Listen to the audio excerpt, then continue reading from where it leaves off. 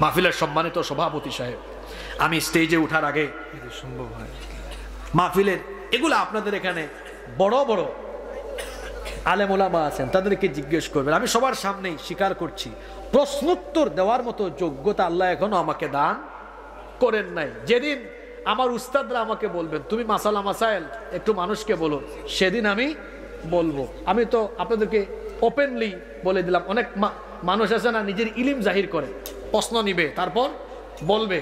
অনেকে আছে আবার মাহফিলে আসার আগে এক দিস্তা প্রশ্ন নিজেই লিখে আনে, তারপর উত্তর দেয়, কয় আমাকে অমুক তমুক প্রশ্ন করেছে। আসলে কেউ তার প্রশ্নই করে নেয়, সে নিজেই লিখে নিজেই উত্তর দেয়। তো আমি আমার নিজের অযোগ্যতা আপনাদের সামনেই স্বীকার করি।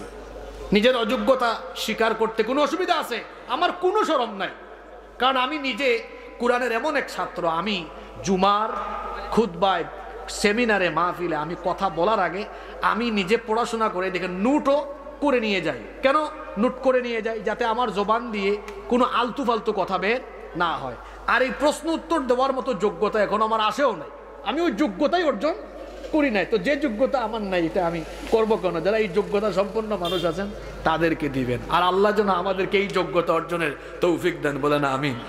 তো যার যেটা আছে এটা স্বীকার করা ভালো না খারাপ? তা আমরা অনেকে স্বীকার করি না।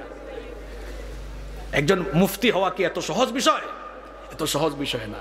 কিছু যে জানি না এমন না, কিন্তু আমি মনে করি সবকিছুর একটা বয়স আছে। কারণ বয়স হওয়ার সাথে সাথে মানুষের একটা ম্যাচিউরিটি আসে, তখন তার কথাবার্তায় ব্যালেন্স আসে। আমি মনে করি আমার হয়তো ওই ব্যালেন্স আসেনি। যখন আসবে আমি মনে করব, উস্তাদরা মনে করবেন, তখন থেকে বলা শুরু করবো ইনশাআল্লাহ।